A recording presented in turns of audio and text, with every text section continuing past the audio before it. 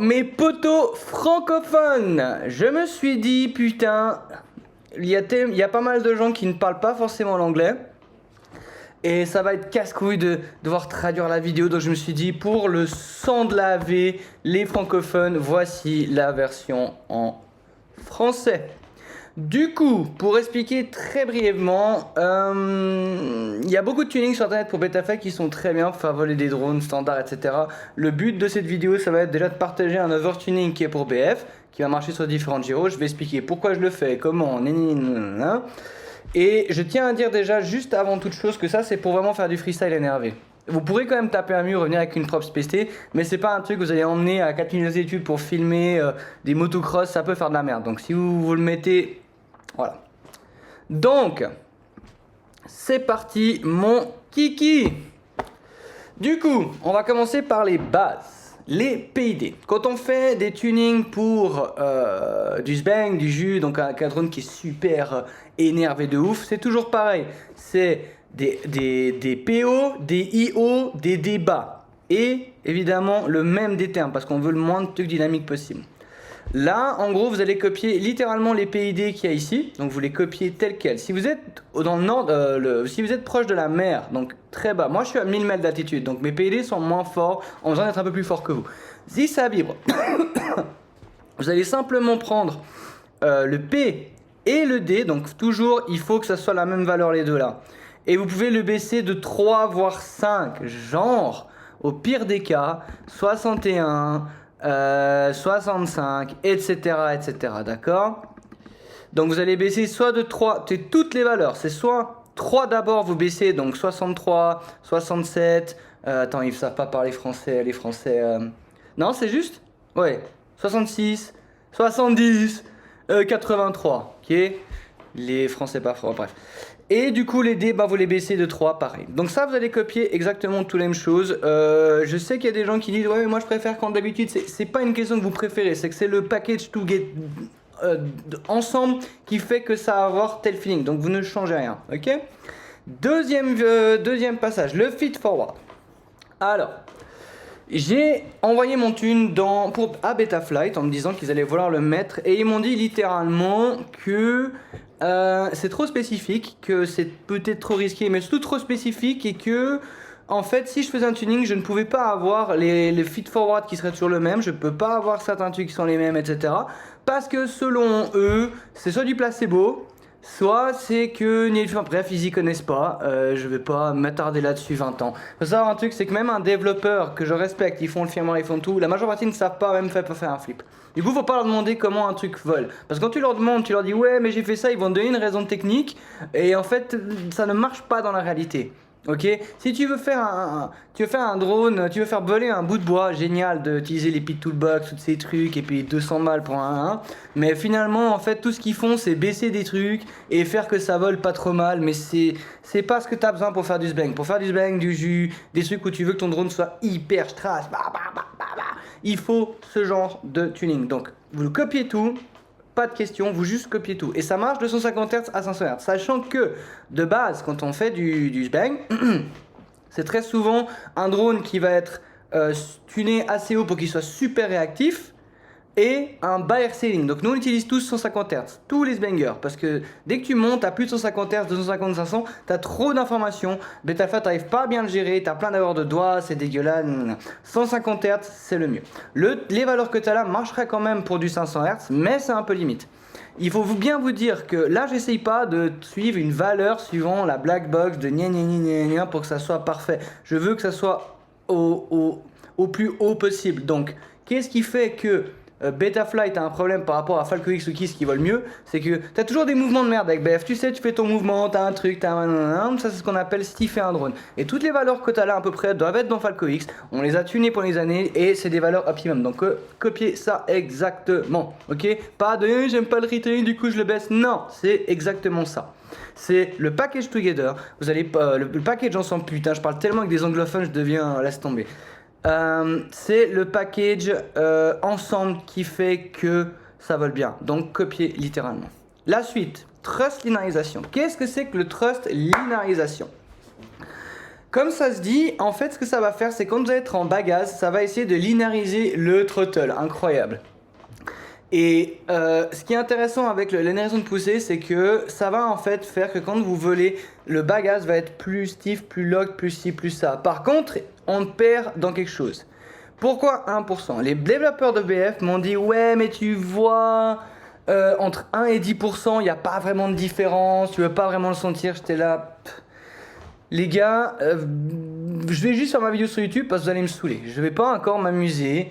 Même si ça paraît prétentieux de dire comme ça, ces mecs ont fait un firmware, je ne saurais pas en faire un. C'est juste que savoir créer un firmware et savoir comment l'utiliser sont deux choses différentes. Des mecs comme tel ou tel box, ou tel ci, ou tel ou Bardwell, ou je sais pas qui vont vous dire qu'il faut qu'il y ait une approche qui va être un peu différente et puis qu'il faut qu'un pit stock en fait, ça devrait être pareil qu'un truc overtune, c'est des foutaises, ok? C'est vraiment une histoire qu'il y a un good spot de tout. Ça vole mieux, vous allez le voir. Trustnalisation, pourquoi 1%? C'est que le 1% va permettre de, quand tu fais un ou même que tu fais des arrêts nets, ça va t'aider à t'arrêter plus fort et être plus lock et soit plus prédictif. Le problème, si tu le montes même à 2 ou 3, 4, 10%, c'est 1%, restez à 1%. Le problème, c'est que plus tu le montes, plus ça va effectivement être lock. Tu peux essayer à 20, t'as un truc sur la ça va être hyper lock, mais du coup, tu perds la définition en bas gaz. Parce que plus tu vas le monter, plus ta linéarisation va linéariser tout et tu vas perdre en définition et perdre en puissance. Tu as littéralement moins de puissance en bas gaz et moins de réactivité quand tu montes le thrust. C'est pour ça qu'il y a toujours si tu gagnes quelque chose, tu perds quelque chose. Okay, le 1%, c'est la valeur minimum qui fait que quand tu vas te déplacer et faire bam, bam, bam, ça va pas trop tenir le bagage pour que tu sentes tout crispé. Ça va juste être ce qu'il faut. 1%. La suite, je la fais version un peu plus rapide parce qu'en anglais, je me suis un peu perdu. Parce que difficile de réveiller, de penser à tous les mots, etc. Là, je vais essayer de faire ça un peu plus expéditif. Je vais le mettre comme ça, vous pouvez quand même copier les valeurs entre temps. J'ai pas dit un truc. Je vais vite faire une explication de ça. Pourquoi? Réduction de jittering, qu'est-ce que ça fait? Quand tu vas faire une ligne et machin, ça aura tendance à rendre ta ligne plus propre. Pourquoi est-ce qu'on le monte à 9? Parce qu'il y a des mecs qui me disent ouais, moi je préfère 7, moi je préfère 0, vous ne changez rien. Ça va juste rendre vos mouvements plus beaux. Ça et ça, ensemble, va rendre vos mouvements plus jolis à la GoPro, plus clean, plus ci, plus ça. C'est comme ça qu'il faut penser. Faut pas se dire ouais, mais la black box. C'est juste des packages qu'on va mettre ensemble, tout ensemble pour cet effet-là. C'est signal, les PID, les fits, les machins, etc. dans un ordre qui fait que tout va être super locked et machin, etc. Le boost que ça va faire, c'est que ça va en fait un peu booster la façon dont on voit les mouvements un peu comme un P-term, pas exactement. Et du coup, ça va juste rendre le truc un peu plus nerveux au niveau du link sans forcément ajouter de la merde, c'est très bien. 20. Le limite des hauts rates, ce que ça fait en fait, c'est que si tu mettrais par exemple 100, de base c'est 85. Ça veut dire que mes rates, la vitesse max de mes rates est limitée à 85%. 1000 devient 850 degrés secondes, etc. Moi je mets 95. Pourquoi? Parce que je veux toute ma vitesse, pas quand même, voilà. Et aussi parce qu'en fait ce que ça va faire aussi ça, c'est que ça va mettre une toute petite courbe à la fin du mouvement. Donc quand tu vas finir ton mouvement, pour l'adoucir, les mouvements sont plus faciles à finir. Si je mettais 100, on va savoir pourquoi ça marche pas bien, c'est pas ouf. Item relax, bon ben ça c'est juste en fait quand vous allez faire par exemple le drone de base un peu sous thune, des fois vous allez faire un arrêt puis il va faire piou, puis faire des mouvements de merde, c'est à peu près ça que ça marche. Donc mettez-le à 20, c'est très bien. L'anti-gravity, bah, c'est très simple, quand vous allez lâcher quand vous allez en fait faire un mouvement et lâcher les gaz d'un coup, il va monter les PID par 8. Donc pour éviter qu'il fasse des mouvements de merde. Même avec ça, ça marche pas bien. Donc voilà, bref. Restez sur le 8, c'est très bien. L'annulation de poussée, je l'ai expliqué. Le TPA, qu'est-ce qu'un TPA? De base, le TPA, il est à 1350. Ça veut dire, quand vous avez votre signal de votre télécommande, il va de 1000 à 2000. Ça veut dire que dès que vous arrivez à 1350 sur les 2000, il va descendre les PID pour avoir des hauts P bas et pas vibrer en haut. Le problème, c'est que si vous faites du sbang, vous faites bah vos PID vont faire haut, bas tout le temps et ça va être dégueulasse. Et c'est pas qu'une question de vidéo, ça va avoir un feeling dégueulasse. Donc, 1650, pourquoi? 1650 c'est juste en dessus de la moitié. Quand vous allez faire du sbang ou du jus, vous allez souvent être en 20 ou 30% des gaz pour vous déplacer, faire mon mouvement machin, et les seuls moments où vous allez dépasser 65%, 70%, c'est pour faire une projection, où là il y a besoin que les PID descendent, parce que sinon il va vibrer. Ce que ça fait, c'est que ça va permettre que tous les mouvements de freestyle que vous allez vous déplacer, entre 0 à 65, les PID ne bougeront pas. Donc ça sera beaucoup plus prédictif. Ok? Fantastique. La suite, les filtres. Du coup, on va commencer par le premier filtre. Pourquoi est-ce que j'utilise un statique? Quand vous allez utiliser des filtres dynamiques en général, ça va travailler pour essayer de trouver la meilleure valeur. Par contre, imaginons que j'ai... C'est débile, mais ça marche comme ça. Vous pouvez... Si quelqu'un trouve la réponse, tant mieux, mais c'est vrai que ça marche littéralement comme ça. Quand vous avez un filtre statique, imaginons je mets un dynamique 300-300 ou un statique 300, ou un dynamique 300-500 et un statique 300, les statiques ont tendance à être plus nerveux. C'est-à-dire que la même valeur dynamique ou statique, le statique est plus nerveux et il va être plus prédictif. Donc pourquoi j'utilise une valeur ici à 300, sachant que ça, c'est pour les ICM. Attendez, je vais juste voir si ça enregistre bien. Fantastique. Alors, attendez, bim, c'est reparti. Pourquoi 300? 300 en fait c'est les valeurs pour les gyros ICM. ICM 42688, ICM 206-202. Ou bref, vous avez compris, celui des révoltes. Les valeurs de fil de base, surtout pour le gyro, ne vont pas être les mêmes pour un MPU 6000 qu'un ICM. Un ICM n'est pas filtré à la base hardware, le MPU 6000 oui. Ce qui fait que pour avoir à peu près le même ratio de valeur, un ICM aura besoin de 300. Mais si vous mettez le tuning sur un MPU 6000, vous allez devoir mettre 500, sinon ça va vibrer. L'un ou l'autre. MPU 6000, 500, ICM 300, ok? Si vous avez un drone qui est de mauvaise qualité et que tout ça ne marche pas, vous pouvez tout simplement mettre dynamique comme ça. Donc vous allez, c'est toujours un trade, vous allez perdre un peu en réactivité. Par contre, ça va plus trouver la bonne valeur, donc vous aurez moins de vibrations si votre drone est de mauvaise qualité ou s'il est un peu cheap, etc., etc. Donc, cette valeur-là marche pour le MPU LC et les ICM. Si vous êtes en statique, c'est 300 ICM, 500 PT1. La suite, les fils gyro RPM. Les harmoniques. En fait, les harmoniques, c'est un peu comme si vous disiez, c'est le nombre de filtres RPM que vous allez mettre les uns sur les autres. Ok? Du coup, pourquoi 2 et pas pourquoi 1?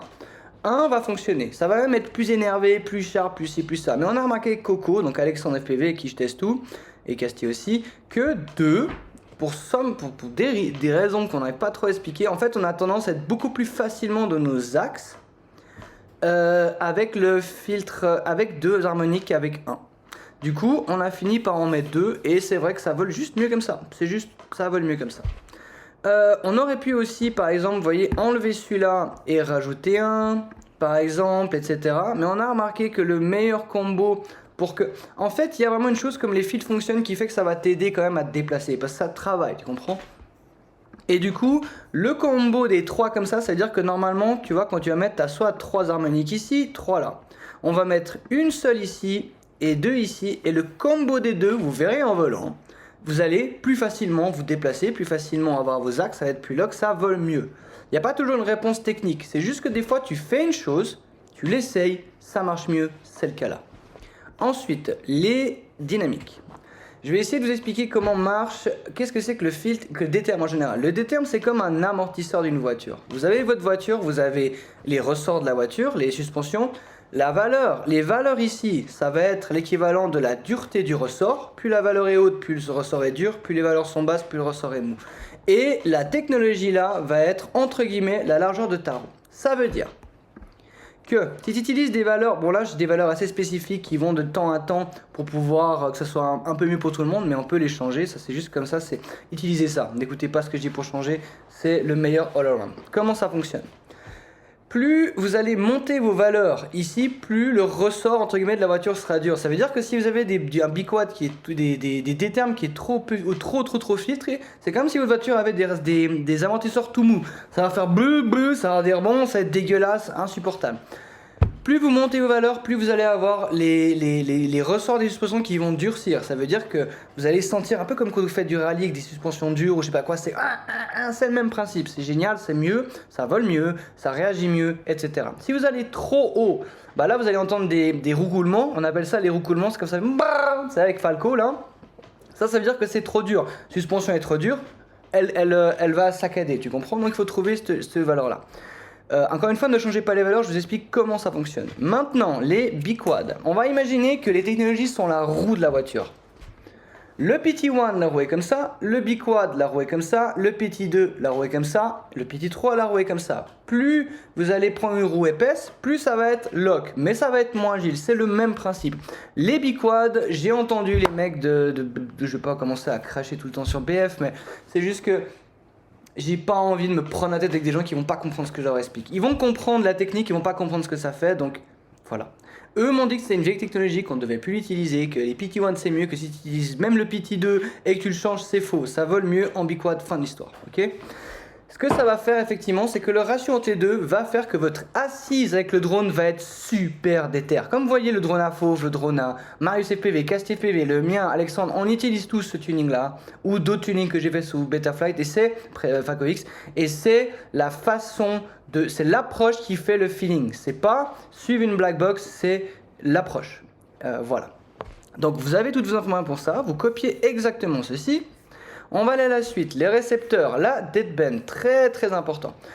Quand nous faisons du SBang ou du JC, plus du SBang, les trucs, il y a beaucoup de mouvements très, très rapides, en fait on va avoir un haut RC rate et des bar rates. Ça veut dire, le RC rate c'est à quelle vitesse dans la ligne le mouvement va prendre, plus le RC était haut, plus ça va être sensible au début et un peu moins à la fin. C'est ça le principe. Pour pouvoir faire des trucs à la Casti, vous allez faire des tac tac tac tac tac tac tac bam, tu vois, par exemple. Ça veut dire que vous allez faire un combo parce que vous pouvez pas faire un combo avec des rates normales, vous devez faire ça sur toute la. Il faut que ça soit vraiment dans le tout milieu et ensuite vous envoyez par exemple pour faire dac, par exemple vous faites votre combo et vous nous voyez nous envoyer super flat, c'est parce que la deadband permet de faire tac et de se stopper et que ça va pas prendre le jeu ou le truc qui va se passer là-dedans qui fait que vous allez avoir ce mouvement de merde. Donc c'est vraiment important. Par contre, si vous avez des rates très très basiques, donc des rates super cool, 600 degrés seconde, vous n'en avez pas besoin de la mettre. Moi je vous conseille de la laisser, mais plus vous allez la baisser dans les deux, plus ça va être réactif. Mais 3, je pense que c'est très bien, ça vous permet de pouvoir pas avoir peur des doigts, vous pouvez faire ça chie. Ok. La suite, le RC smoothing. Le RC smoothing normalement devrait être basé sur la valeur de RC link que vous utilisez. Ça veut dire que si vous utilisez 500 Hz, vous avez une valeur de temps. Si vous utilisez 150 Hz, vous avez une valeur de temps. Parce que plus il y a d'informations qui viennent, plus elle doit être filtrée. Ce qui est logique. Par contre, dans notre cas à nous, la valeur de 5 marche parce que faut savoir que Betaflight, ils ont trouvé le principe pour arriver à pallier à leur weakness de mort là.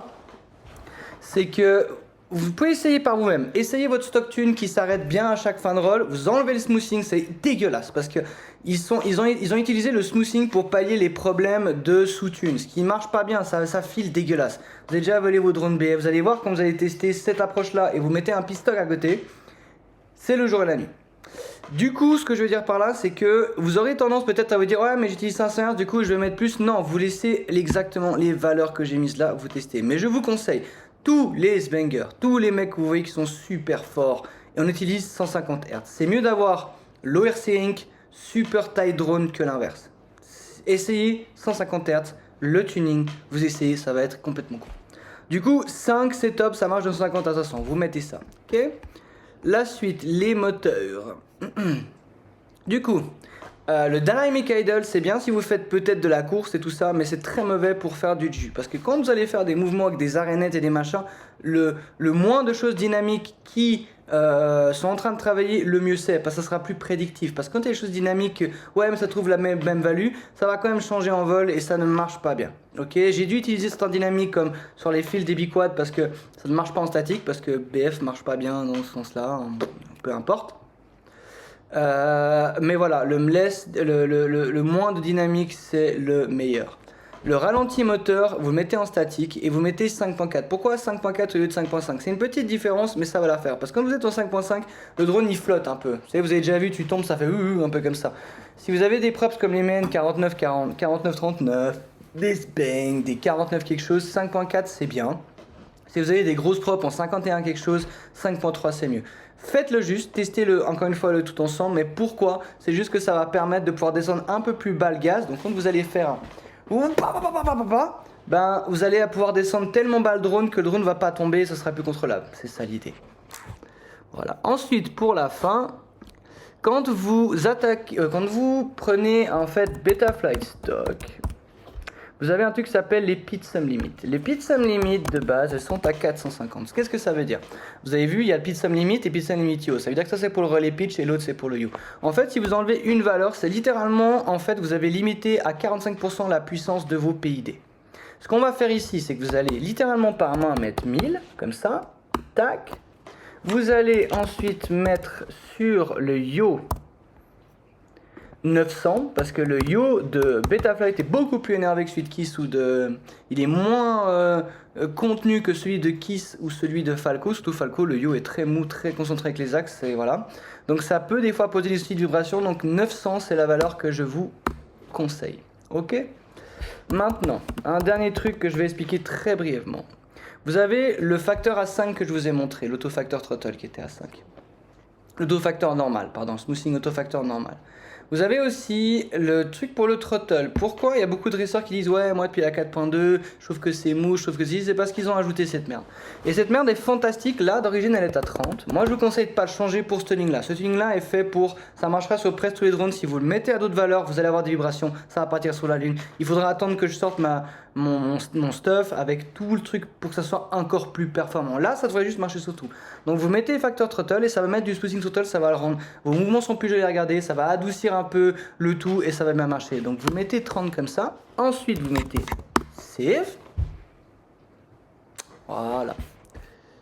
Et je pense que j'ai fait le tour. Hein. Ouais. Petit dernier conseil, quand vous utilisez des MPU 6000, vous montez, vous utilisez des gommises molles avec le nut, donc avec l'écrou, on est bien d'accord. Quand vous utilisez des gyros ICM, beaucoup de gens achètent les Rush maintenant par exemple. Déjà, il faut savoir que tout FC qui a une coque, ça ne marchera pas. Enlevez-la, c'est de la Rush, vous la dégagez, c'est de la merde, ça vibre. Il faut utiliser des gommises dures de Rush ou des gommises de Falco avec l'ICM, ça marche mieux. Ça va pouvoir marcher de mettre des gommises molles à la MPU avec l'écrou sur un ICM, mais ça volera moins bien. Si des gens commencent à penser que c'est du placebo et tout, dégagez de la vidéo puis allez faire des flips avec des bounces dans votre champ de merde. Vraiment, toutes ces petites choses que je vous partage là sont super importantes. J'en ai un peu marre d'aller essayer de l'expliquer à des gens qui savent pas faire un roll parce que ça me gave. Du coup, vous allez l'essayer, vous verrez que c'est mieux. C'est tout, ça marche mieux, point barre. Donc, comme vous pouvez le voir là, je sais pas si on le voit très brièvement, pas de putain de écrou et les gommises dures sur les deux. Bah écoutez, voilà, je pense que j'ai fini. Encore une fois, je vais vous montrer vite une dernière, comme ça vous pouvez faire une petite screenshot si vous voulez. Donc là, pour les PID. Là, pour les filtres, je vous ai montré les lignes de commande, vous pouvez les retrouver dans la vidéo. Le moteur pour l'idle, le récepteur pour la deadpan et le smoothing, ok? Fantastique, bah écoutez, j'espère que cette vidéo vous fera plaisir. Ça fait quand même un sacré moment que je me fais chier à bosser là-dessus. En vrai, ça fait depuis déjà près de 5-6 ans que je fais ces tunings pour tous les meilleurs européens qui font ce style énervé. Et j'ai beaucoup de plaisir à ça, j'ai beaucoup de plaisir à le partager à la communauté, à essayer d'apprendre ce que je sais. Même si maintenant je vais un peu moins dans les détails, parce que très souvent quand on va loin dans les détails, on a des mecs qui viennent un peu casser les couilles et j'ai plus la patience de leur expliquer pourquoi ils ont tort. Donc voilà, moi à la base je voulais le mettre dans Betaflight, les mecs de Betaflight m'ont dit en gros que c'est du placebo et puis que gna gna gna, tu vois. Donc la vidéo est comme ça, je suis navré, j'espère pouvoir peut-être plus tard arriver à mettre un peu, enfin, voilà. Mais en tout cas ce que je veux dire par là c'est que je suis très content de partager ça avec vous. Par contre d'ici pour l'été prochain, je vais sortir carrément un drone complet, il y aura tout quoi, dont des BNF Blackbird insane, avec une meilleure version de The Tuning Live, du meilleur matos, un truc de baiser de la vie. S'il vous plaît, aidez-moi à partager cette vidéo et à peut-être me supporter quand vous peut-être me soutenir, je veux dire, quand le matos sortira le reste. Mais aidez-moi à partager la vidéo, à montrer votre amour, mettez des commentaires parce que putain je me casse les couilles pour ce truc depuis tellement d'années à faire ces trucs, sortir ce matos. Et il y a tellement de pilotes ricains, des pilotes de Z qui font du bullshit absolu, que vous payez 200 balles pour un mec qui va vous baisser des PID et mettre la slider à 1.2 alors que moi je vous fais ça putain de gratos, ça vole bien. Alors s'il vous plaît, montrez de l'amour parce que moi j'en ai pour vous les gars.